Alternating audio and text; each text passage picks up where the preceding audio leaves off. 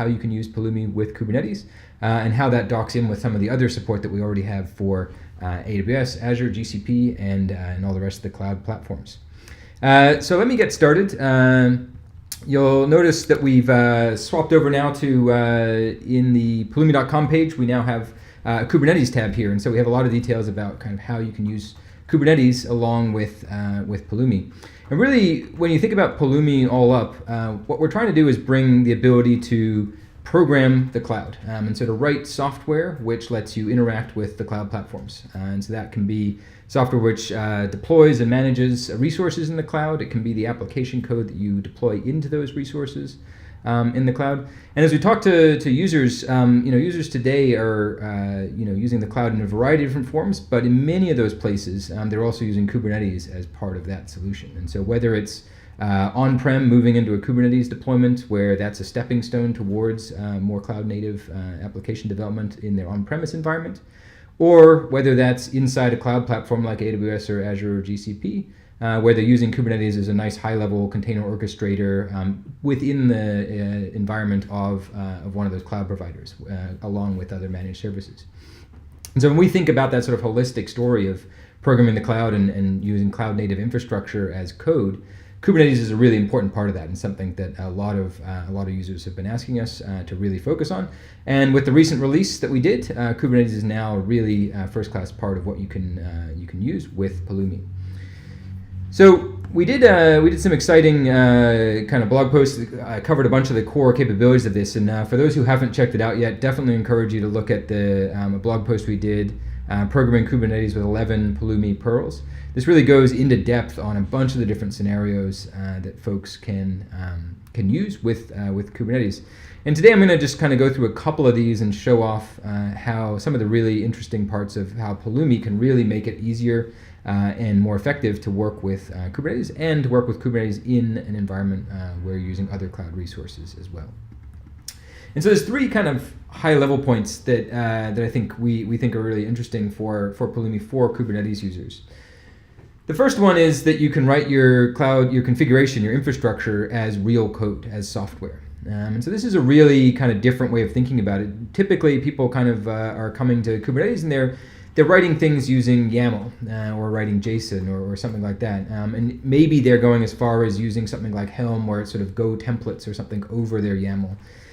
But they're not really writing it as software. They're not using the tools that they think of when they think of software engineering. They're not using the ability to create reusable components. They're not having for loops and conditionals. They're not using, having the ability to cleanly document the interfaces that they have to different pieces of their substructure. And so really with Pulumi, we're trying to bring all of the benefits that you get from kind of core software engineering and real code to the authoring experience for your Kubernetes applications. And this brings many different benefits, and I'll kind of show some of these once we jump into code in a second.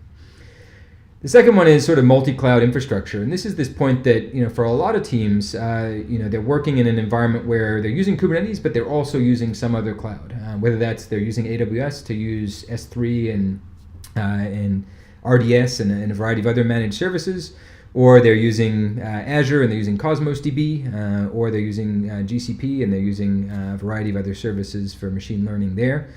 Even in the on-prem scenario, oftentimes folks will be working with both Kubernetes and managing some VMware resources or other underlying infrastructure within their environment. And so one of the key things that Pulumi does is bring a unified kind of control plane to all of those different cloud providers. And so within the same application, within the same Pulumi application, you can manage both that cloud infrastructure and the Kubernetes infrastructure. And this is a really powerful thing, and I'll show some examples of that in a second as well. And then the last piece is really thinking about the way that you do deployments as code and as software. And this is something where we've seen with kind of the way that sort of the cloud providers have exposed configuration languages, whether it's CloudFormation or ARM or any of these different technologies, that it's really important to be able to describe kind of dependencies between pieces of an application, to describe expressive workflows of how that software, that those updates get deployed into the cloud environment, so you can really understand the dependencies between components and how those gate the delivery of different parts of the deployment. And with Kubernetes, one of the things we noticed talking to a lot of folks is, when they're using kube control, they just kind of take a bunch of YAML and say, hey, go and put this in the cluster. And that works a lot of the time, but not all of the time. And so oftentimes they need to then go and intertwine other interesting pieces of logic into their deployment flow, whether it's, testing that some part of a deployment flow got to a significant health state before they go on to another step of the deployment flow, whether it's just there's a core dependency between two components and they have to make sure that one updates correctly before they try to start the second one. And in almost every medium to large size Kubernetes deployment we've seen, folks end up writing a ton of bash scripts and other things to kind of stick in the middle of that flow, and it gets very complicated to kind of manage what it means to correctly deploy the Kubernetes resources. And so Pulumi, again, can kind of help with this part in terms of writing that as software and really understanding all those dependencies. So with that as backdrop, let me jump in and to show kind of some code and what it really means to think about Kubernetes in terms of kind of programming the cloud with Pulumi. So before I jump into that, let me just kind of show what it looks like to kind of work with Kubernetes today with just raw kubectl and Kubernetes YAML files, just as a background before we jump into the Pulumi specific pieces. So here I have the guestbook tutorial on the Kubernetes IO page. Great tutorial. Many folks who have worked with Kubernetes have probably gone through this tutorial as part of kind of learning how to get started with Kubernetes. And if you look at this, you see it has a variety of these blocks of YAML files that I can deploy, and I can run kubectl apply to sort of push these up into my Kubernetes cluster. And these describe the different components of my infrastructure. So the deployment describes that I want one instance of this image with these resources and exposing this container. And the service says I want to then put a visible endpoint on that inside the cluster. And so you see there's quite a few steps to kind of like take all these YAML files, stand them up, and ultimately this goes and runs a simple PHP app inside a Kubernetes cluster. So I'll show quickly what that kind of looks like when we come and move over into the Pulumi world. And so here I am inside Visual Studio Code. Since we're kind of authoring this as software, we're really going to get to take advantage of some of the features of real programming languages. And in this case, we're working with JavaScript. And actually, in particular here, we're using TypeScript so that we get both the benefits of JavaScript, but also of kind of some of the rich typing that we get from TypeScript. And you see a few things. The first is that this largely looks kind of similar. We have this Kubernetes apps v1 deployment, and then we're passing all the same things. We're saying we want to run one instance of the same image with the same resources and the same ports. And in fact, this API that we have exposed over the Kubernetes API in this package is an exact mapping of what's available inside the Kubernetes API. So we actually go and take the API specifications that are open API specs that are published by Kubernetes working groups and turn those into an API that users can actually go and interact with here. Of course, because we have that and because we kind of have this in code, we can easily go and explore that as well. So I can come in here and say, k8s.extensions.v1 beta 1. I can see all the different APIs in their v1 beta 1 form that were published as part of that API. If I go in and say apps, I can get all the different apps APIs. And so I can actually go and explore and do the same kind of things I would do in my normal application development using a kind of an IDE like Visual Studio Code. And I can get all those experiences just for authoring my plain old Kubernetes deployments. But what that means also is if I find documentation on anything that I can do with Kubernetes, exact one-to-one mapping into what I need to specify here to use that from Pulumi. There's no indirection at all in that API, and you can do everything you can do with Kubernetes from Pulumi. K8s.extension. The second thing that to kind of note here is just a couple of minor things. Like we took in this example this fairly literally. We took that deployment and that service that we saw in the previous example and just kind of mapped it out directly here. But even here we did a couple of interesting things, like just use a little variable, right? So here I declare this match labels once and then use it in these two places here. And so just the ability to have variables, to have a little bit of reuse is actually already a significant kind of thing that takes you beyond the kind of copy paste of writing Kubernetes YAML files. The other thing, of course, because we're using TypeScript, is we're getting sort of strong typing. And that means we get many benefits, like if I have a typo in this thing, I get that error feedback right away. I'm told this is not a valid spec for that deployment. And I get that feedback as I'm typing in my code, as I'm authoring my application. if I was doing that with kubectl, I may have gone, for 30 minutes typing up code, and then I don't find out until I'm, doing my kubectl apply, and I have to kind of iterate at that point on that. So that immediate feedback in the authoring experience is another nice benefit we get there. Other than that, though, in this example, you'll see we're kind of just doing all the exact same things to stand up those resources and stand up that PHP app. The last thing you'll kind of see, if I switch back for a second to this example, you'll notice that kind of at the end of the tutorial they have here, they really talk a lot about kind of viewing the front-end service via node port, via load balancer. They kind of have to go through some manual steps that you have to do that are different depending on whether you're going to deploy this into an environment where you can expose load balancers, like in one of the managed cloud environments, or whether you need to use node ports or cluster IP or something like that in a Minikube or a similar kind of environment. And in this case, we want the code to be written once and be able to actually operate in all those worlds. So we don't have to have those kind of manual intervention steps, and we don't need the user to kind of overly specify that stuff. And so we're able to do a few simple things here, like we have some configuration that we set, whether this is Minikube, and if so, we pick cluster IP. If not, we pick load balancer. And then we actually also check that to decide what front-end IP to expose. So shown here just some of the simple code that you can write to this, and let's just kind of see what that then looks like inside my console here. So I have a Pulumi stack here, and Pulumi stacks are an isolated deployment of a piece of code. And so that code I had there was a description of an application I want to deploy, and I can deploy many instances of this into various different Kubernetes environments. And so today I'm actually going to be using a GKE environment I have as a test environment. And you'll see here I have this demo 0926, which has a star next to it, which is my currently active stack. And that was last updated 24 minutes ago and has 0 resources in it. So now that I have that stack created, I can come over here and say Pulumi update. And this will actually go and try and make the code that I have. It'll try to apply that to my target environment, in this case, that GKE cluster that I set up. And so we'll see here it tells me first a preview of what's going to happen. So in this case, it's going to deploy those 3 deployments and deploy those 3 services for the Redis master, replica, and front end. And if I want, I can even come in and see the details and see all of the specific values that it thinks it's going to need to apply when it deploys this. So I can go ahead and click yes, and this will actually kick off those deployments.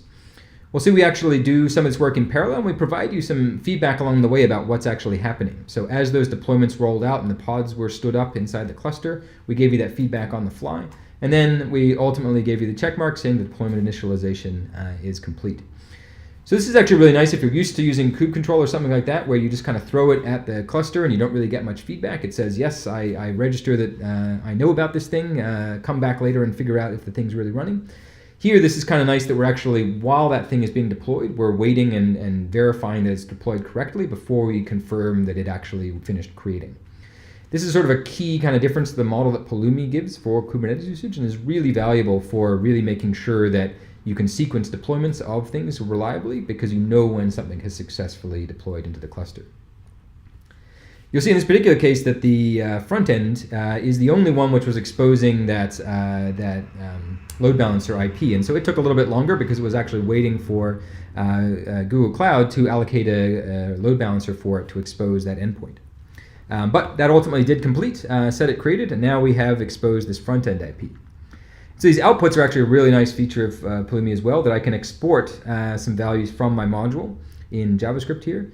And so I can export the front-end IP, and that will actually be the IP address that I need to use to connect to this thing. So that's really the key piece of externally visible information for this particular example.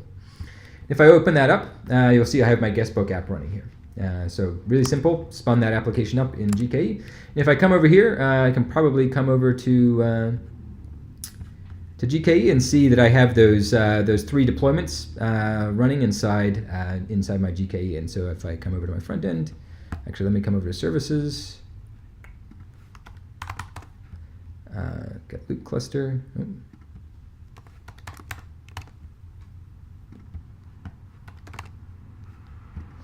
Let's do the search. Grab that front end. We see here in GKE that this has the load balancer associated with it, and here's the information about the load balancer. And I can see all that data also inside my GKE console.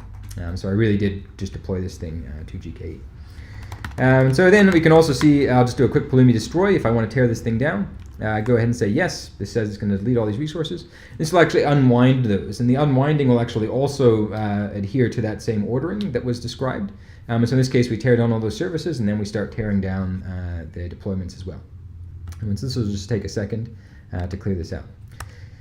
So while that's going, let me just show, in this example, we saw some of those simple benefits that we get from using code and being able to describe this stuff using JavaScript instead of YAML. But really, this was really highlighting that this can be kind of one-to-one. Where things get more interesting is where you really deeply take advantage of using code. And so in this example, you'll see that I'm actually using, I'm writing the same application. So I have that same Redis master, Redis replica, and front end, and I'm exposing that same front end IP.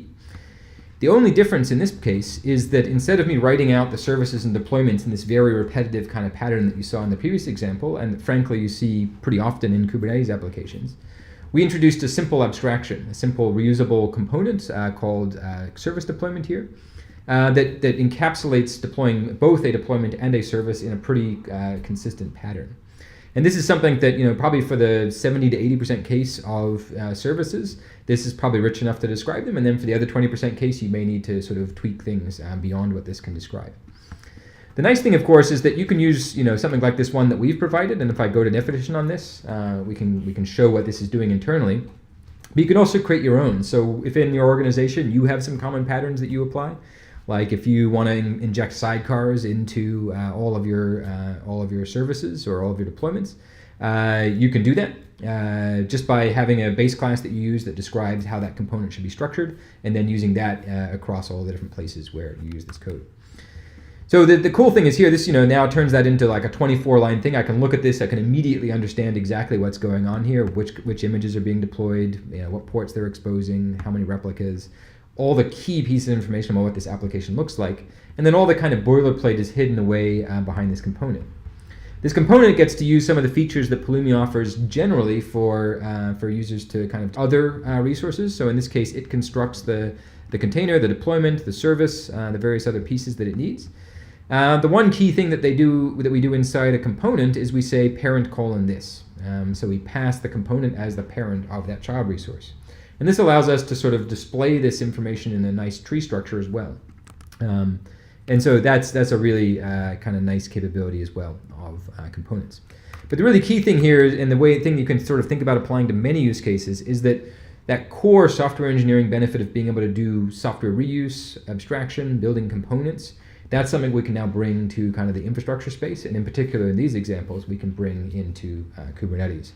And so this is a very simple example of that. We expect to kind of build some more high-level libraries like this service deployment.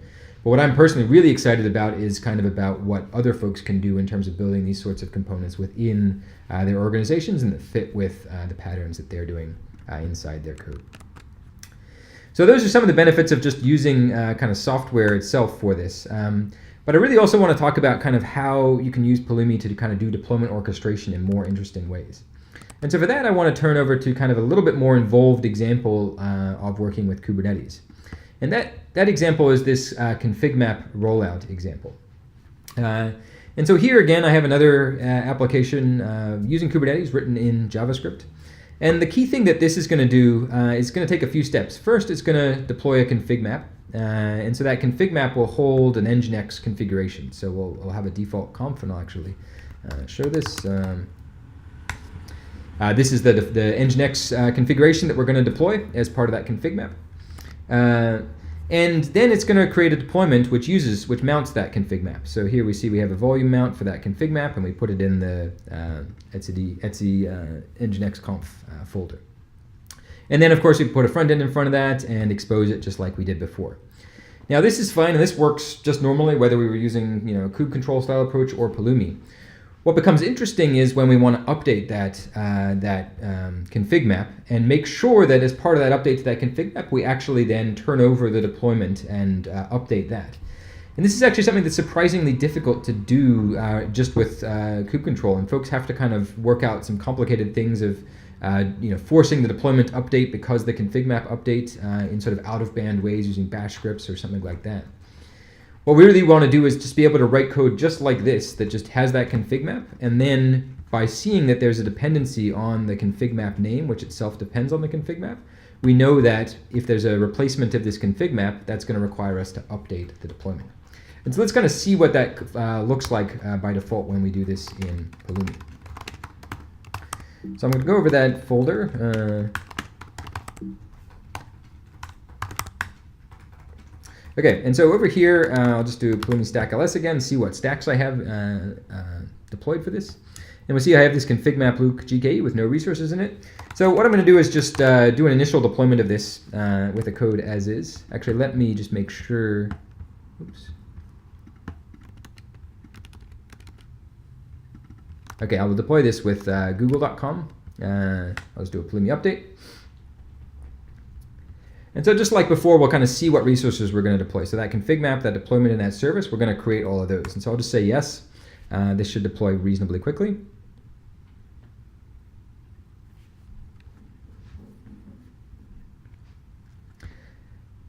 We expect this to take just a second as it finds,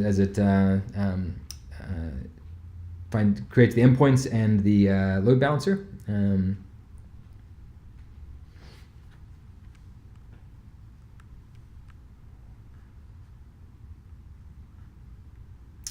Just give it one more second.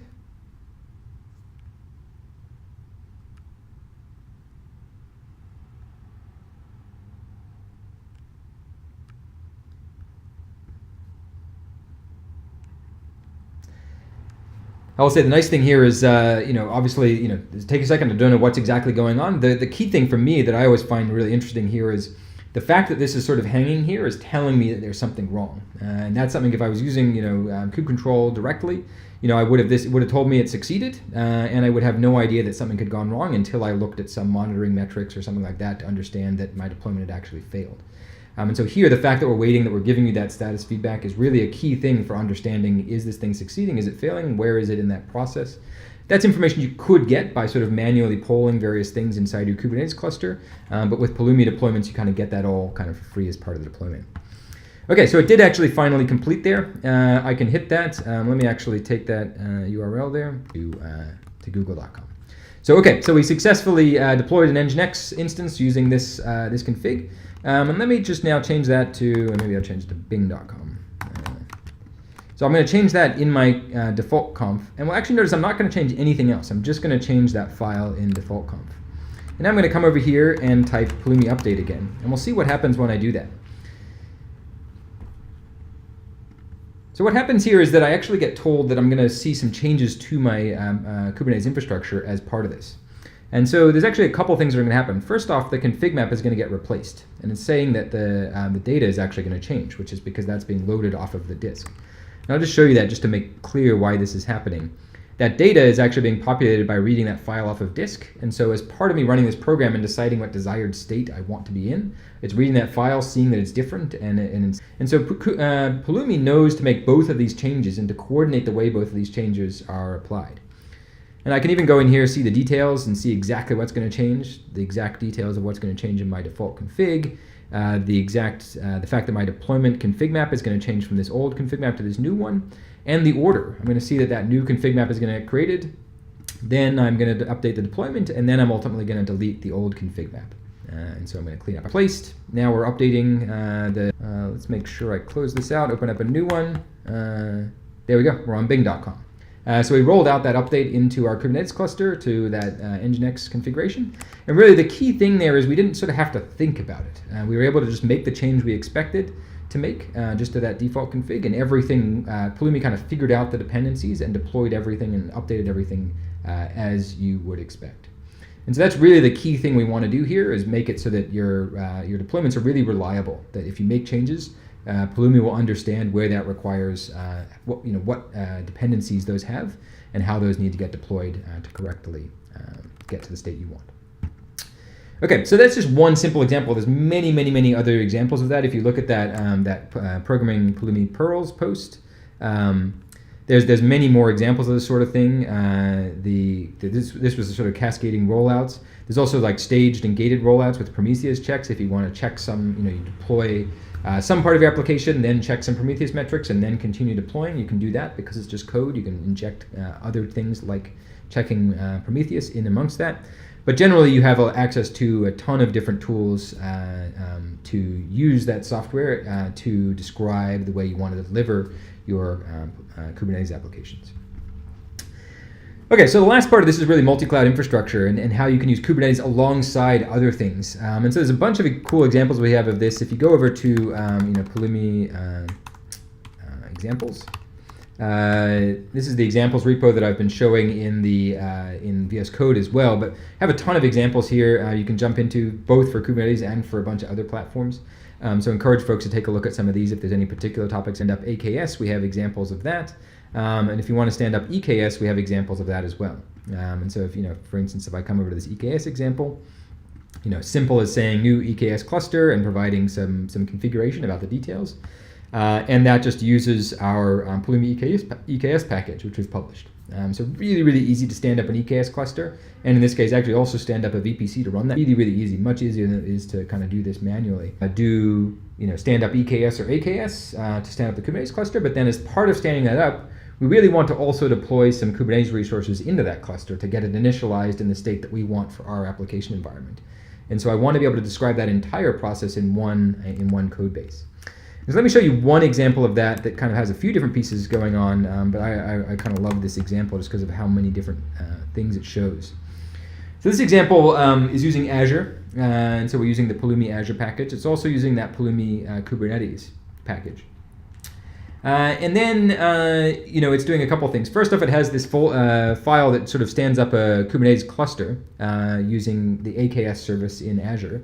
And so here we go and create the Active Directory accounts, application and service principals. We create the Kubernetes cluster with all the appropriate information. And then we actually construct a Kubernetes provider so that we can create resources inside that Kubernetes cluster, which we just stood up. And so in this case, we say new Kubernetes.provider and pass the kube config that we got out of that AKS cluster. With that, now in the other file, we can come over and do things using that Kubernetes cluster. And so in this case, let me go back to the other file. So in this case, now we have that Kubernetes cluster and we have the provider we can use. Now we can do things like create a Cosmos DB account. We can create a Kubernetes secret that has the information about how to connect to that Cosmos DB account that we inject into our Kubernetes cluster. And now we can actually install a Helm chart. This is the Bitnami node 4.0.1 chart. We can specify some values to that chart, and we can say run that inside this Kubernetes provider that we just stood up inside Azure, and make sure we don't deploy this chart until that Mongo connection is available. And so that means that we've actually stood up that whole Cosmos DB account and have that connection string available so that we can use it to run this application. So there's a lot going on here if you think about it. Not much code really, but a lot of different pieces. We're actually going to stand up a whole Kubernetes cluster. We're going to stand up a whole Cosmos DB. We're going to describe the dependencies those things have on each other. And we're going to inject information into the Kubernetes cluster about how to connect to that Cosmos DB Mongo endpoint, and then how to use that from a Bitnami application. And finally, similar to a lot of other examples, we'll export a few key pieces of information. We'll export that kube config so that we can externally deploy additional things inside this environment. And we'll export the front-end address of that node application that's running. And so there's tons of use cases of this sort of thing. We sort of think about this as sort of a working kind of application in a box. If I'm a startup, I'm building up a new application or service, I can kind of use something like these 50 lines of code to kind of be my whole environment with my database, my Kubernetes cluster, my managed services, my S3 buckets, whatever it is I need. Stand that all up, inject all the right stuff into my Kubernetes cluster so it's working, and now I've got an environment that I can actually deploy my Kubernetes-based applications into that has everything it needs set up, and now I can version all of that together using Pulumi and just making whatever changes I need to this application. So we have a variety of examples of this sort of thing where we combine the best of Kubernetes with the best of the cloud platforms. And I think that's really where I've seen a ton of users we've talked to recently trying to kind of use those two together, trying to maximize the benefits they get from both of those. And really Pulumi kind of uniquely helps with that combination. I think it's a really exciting thing that you can do there. I kind of quickly talked about this, but it's another super important part of the Kubernetes support that we added recently is actually the ability to use Helm charts. So anyone who's using Kubernetes today is familiar with the the broad array of Helm charts that are now available, great public repositories, and also an increasing use of Helm charts as a way of packaging up dependencies and components inside an organization. And so, we really wanted to make it easy to go and take those existing Helm charts, but use them from within Pulumi and get the ability to kind of coordinate deployments of those Helm charts from Pulumi as well. And so we have this ability, this kubernetes.helm.v2.chart, which lets you just specify a Helm chart and then specify some of the values that you can provide to parameterize that Helm chart. So a really easy way to get started.